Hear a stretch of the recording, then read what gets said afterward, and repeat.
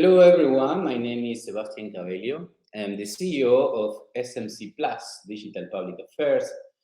I'm here to present the study that we produced and released in this February 2023, on estimating the impact of the 6 GHz band scenarios in Latin America and the case of Mexico. Thank you very much for the DSA and Wi-Fi Now for the invitation to present in this DSA Summit. It's also a pleasure to be at this Wi-Fi World Congress Americas. This is the study that I was mentioning, and this is the boilerplate of the consulting firm. We produced the study with Dr. Ernesto Flores Rux, who is also a part of the advisory committee of the IFT, the Instituto Federal de Telecomunicaciones de Mexico. And this is aimed to support on the decision on the 6 GHz band that Mexico has been going through all over 2021 and 2022. Mexico made finally a decision also in February, just a couple of days after we finalized the study that we presented to the IFT board back at the end of November 2022. But the whole story of this study is really relevant for all Latin America and also for other countries that are considering their options and about making a decision on the 6 GHz band, particularly because it has some very good premises that allows those decision makers to put all the things in the same place and be able to compare all the different things and arguments that different industry parties and interested parties have been making around the 6 GHz band. And because we started by trying to assess and study all the different studies of the economic impact that has been produced, both on the Wi-Fi industry. We have there the Wi-Fi Alliance economic impact studies, as well as the socioeconomic benefits of 5G and also of mid-band spectrum that the GSMA has produced. We also consider the particular studies that has specific mentions on Mexico. There is a study on Wi-Fi by Raul Katz, Consultancy Telecom Advisory Services, that was commissioned for the DSA, and also some other argument that GSMA has produced on the socioeconomic benefits of the 6 GHz band. And where, both sides recommend that the preferred option is enabling the whole band for INT or for free services. In the case of the DSA, the studies that they produce, accounted that Mexico economic impact through 2031 was going to be around $150 billion. And the GSMA, on the other hand, was arguing that the GDP contribution of mid-band, it is not all 5G, 5G is big, but all mid-band spectrum was going to be 41 billion in 2030 for the whole of Latin America, where Mexico represents 15%. And finally, there were other studies that were trying to portray how congestion was going to work, as well as the ecosystem of equipment. So this is more on the context. Also, in the context, it's very important to highlight that in Mexico, in particular, the AT&T and Telcel, the two key main operators, were deploying 5G, and 5G was being deployed in 3.5 and 2.6 GHz band, as well as an AWS bands. The other player of Mexico returned spectrum.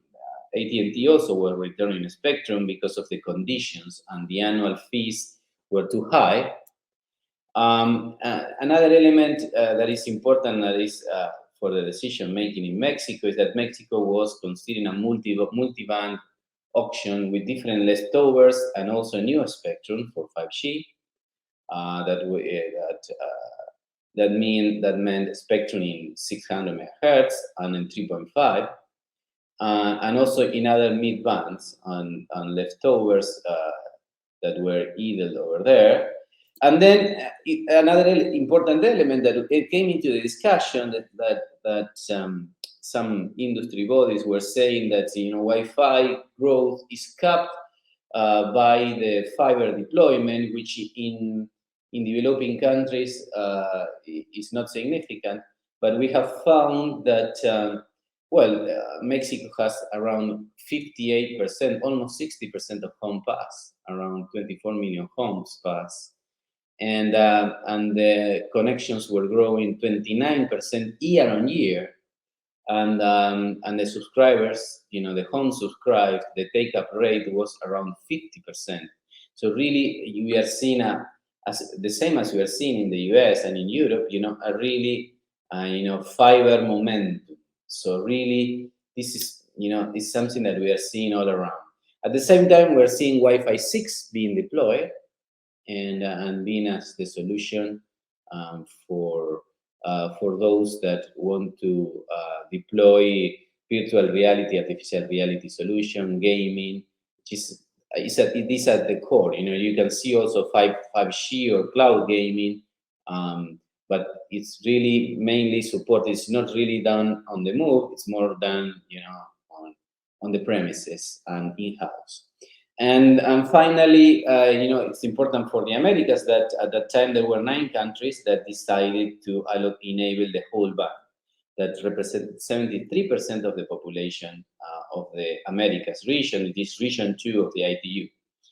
I say region 2 of the ITU because this is a relevant information for the discussions that are going to be held at the end of the year at the WRC conference, the World Radio Conference of the ITU, that has an agenda item, but for region 1 to discuss the upper part of the 6 GHz band on prospective allocations and if it should be put under study or no change for IMT.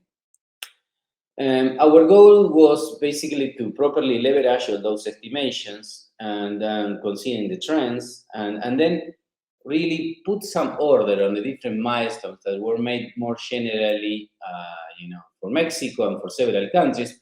Just apply them specifically for Mexico when they were going to be, when they were going to happen. So we wanted to estimate the economic impact of the options considered by Mexico, but making up-to-date assumption based on the trends and how much does it take in Mexico for licensing spectrum, for making consultations, for enabling equipment.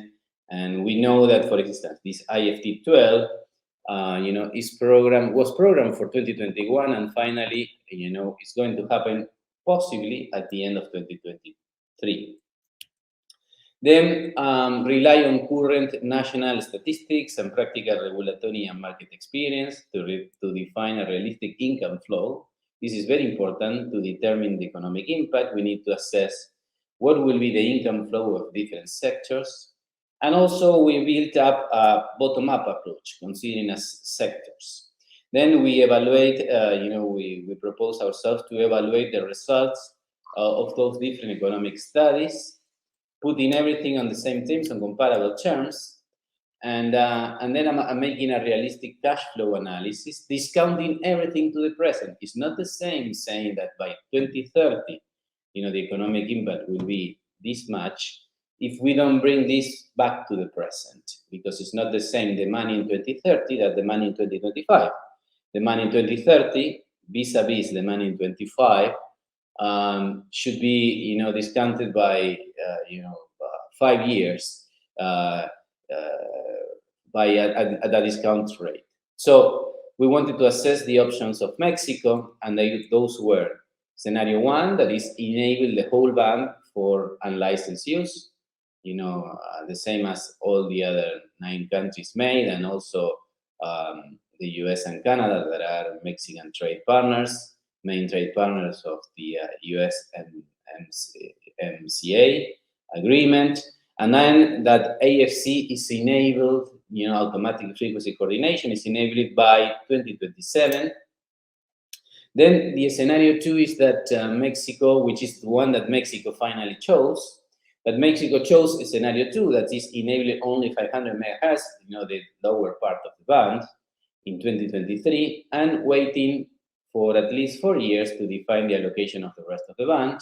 So it remains to be seen if Mexico is going to, with the rest of the band, enable the rest of the band for Wi-Fi, or making an early allocation for INT, let's say in 2027, which will start, generating benefits by 2028, or we say a latest scenario that is auctioning it in 2032, which could be a more realistic assessment of the development of the equipment, maybe as the GSMA say 2027.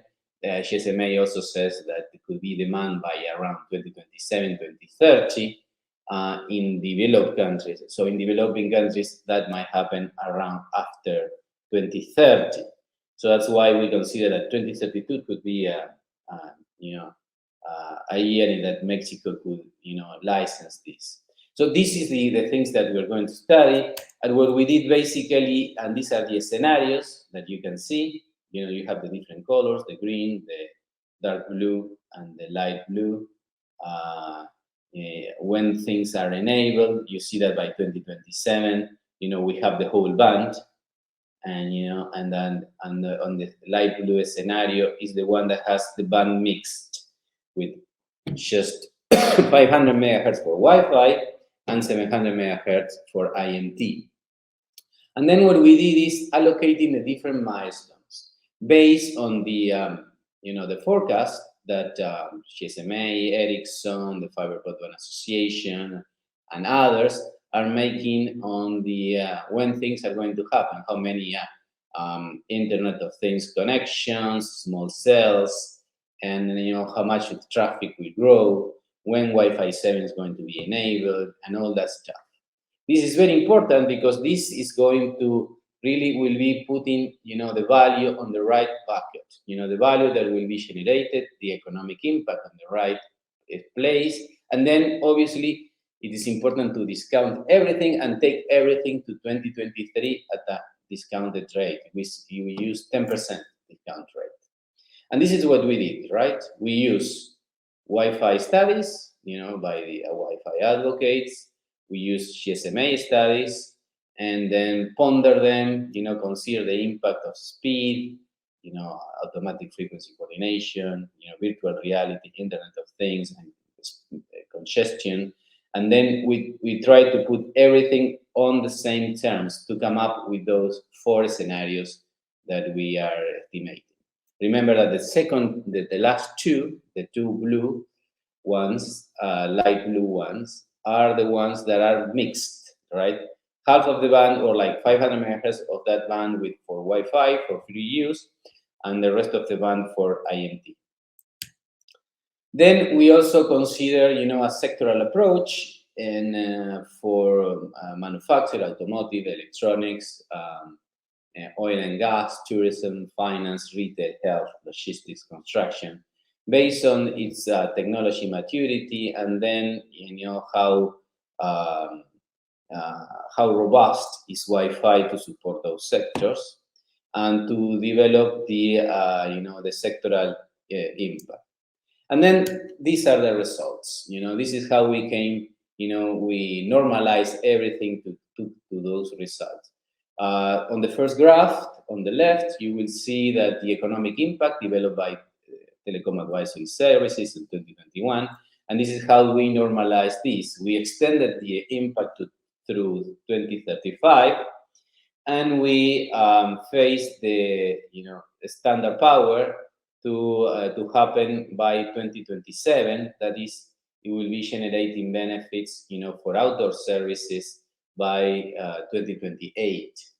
Then you will see there the net present value by 2030 and 2035, considering all those years, that is 20 billion or 41 billion, adding more years.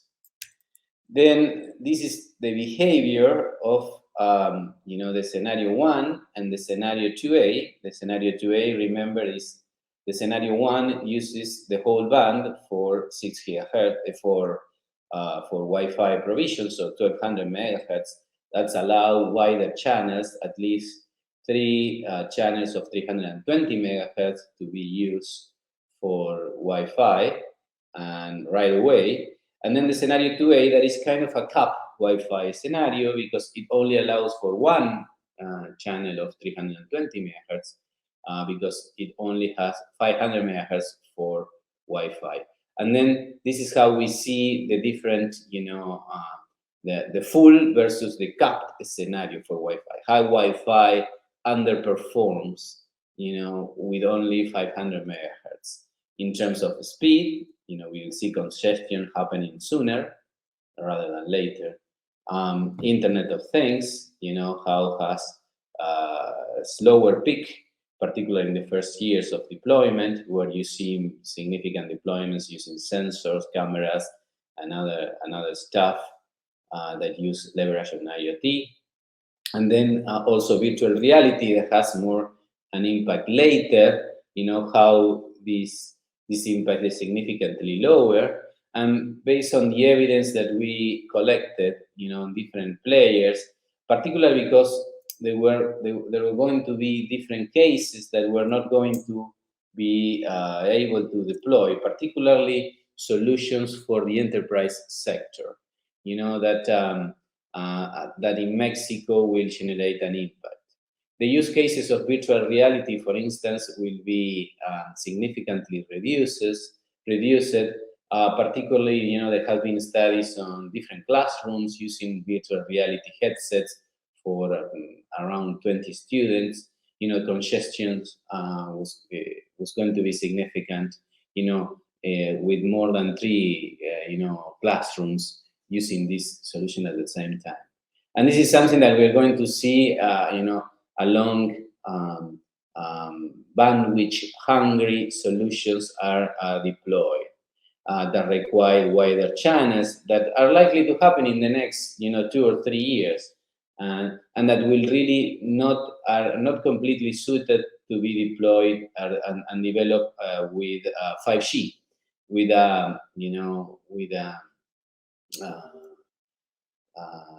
revenue, required with a pay subscription, basically. So this is the comparison of the 2S2 Wi-Fi scenarios. Now let's see the mixed scenarios where the band is mixedly used. You will see there the Wi-Fi and then the IMT value, and the IMT value starts to be generated by 2028 because before there is no use. So Wi-Fi will be the only one generating benefits.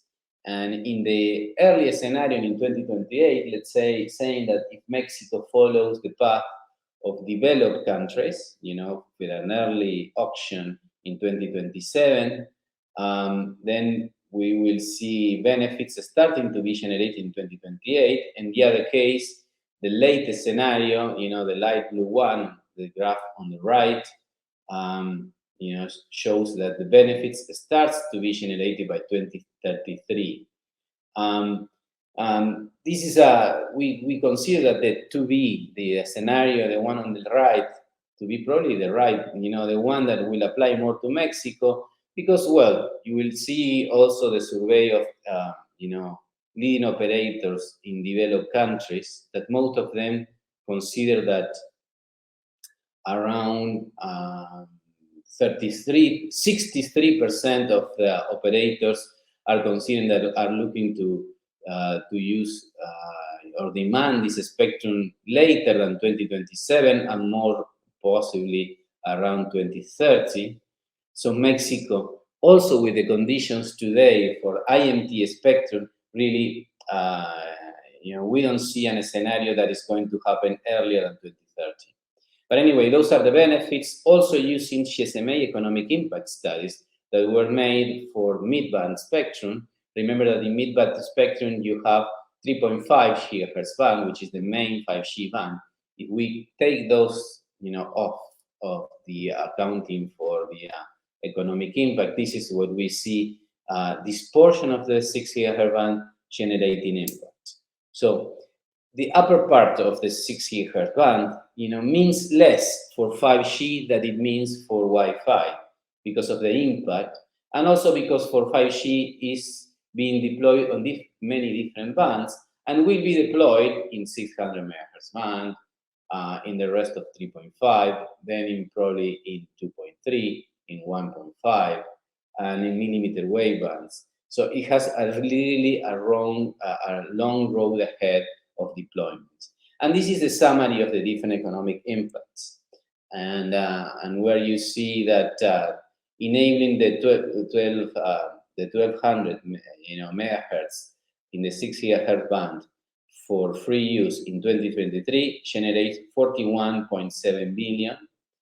And then the scenario of Wi-Fi capped, enabling one part of Wi-Fi in 2023 and then the rest in 2027 generates 38.1 billion, and this is just 8.8% less than the ideal scenario. And then the other scenarios, the 2B, the one that 500 megahertz for Wi-Fi now and 700 megahertz for INT in 2020, generating benefits in 2028. The economic impact on present value discounted at 10%, the money today is 35.3 billion. And finally, the scenario that we consider probably the one that most suited to Mexico, it generates 31.7 billion. That is 20% less from the ideal scenario. This all brought to money today. It's not really useful to discuss money in 2030, money in 2035. We need to bring all this and discount everything to today. So this is basically what you see in light gray, the opportunity cost of keeping spectrum underutilized. And this is the cost, 20% of economic value loss for Mexico, and probably, will be around the same for other countries. And this is the economic impact of those 4 scenarios for the different economic sectors of Mexico. And you will see there, how important is retail, how important is manufacturing. In Mexico, the maquilas are very important, and how important they are also to work, in coordination and harmonize with its key trade partners, Mexican key trade partners like the U.S. Mexico produces cars, and several many other goods that are sold in the U.S. So having the same seamless, supply chain, with solution and software and switches, and applications that can work both, in factories in the U.S. and assembly lines over there in Mexico is a very relevant thing that will generate, economic impact. Finally, and just to conclude, we found at least 10 reasons the IFT should have followed the scenario 1, that is 1200 megahertz for free use. We know that they haven't made a decision, but they can obviously make the decision for aligning the whole band sooner, possibly this year or maybe right after WRC, after the discussions ends on region 1, because are not going to be decisive for region 2, the one that Mexico belongs. First, because we see the maximization of the use of the spectrum and avoiding the opportunity cost of leaving a spectrum underutilized. Not using the 700 megahertz upper part of the band now, not making a decision now, leaves this resource underutilized that today is used for fixed links, satellite fixed links, and could be also used for Wi-Fi without interference, particularly for indoor use. Because there will be greater supply of new services and competition in the short term, more spectrum for Wi-Fi means greater solutions being deployed over it. It will allow greater economic integration with the US, Mexico, and Canada trade agreement, leveraging something that is very important, particularly under the war, where shipping costs have increased, which is leveraging nearshoring. There will be greater use and efficiency in internet consumption by users. Wider channels means also more efficient use of the spectrum, and it will allow users to really be prepared and be ready for Wi-Fi 7, which is coming at the end of the year, and it will be deployed in Mexico. It usually takes 2 to 3 years to have several products on the market. This was discussed, on the conversations at the Wi-Fi Congress, but we will see them sooner than later. Leaving this spectrum idle or like underutilized for a future decision that will not generate that much benefit. Then 6, it will generate an opportunity for a technological leapfrogging with lower cost for users. We see here that Mexico has greater benefits by integrating itself with the US, with its trade partner, and also with Brazil, with a larger part of its region.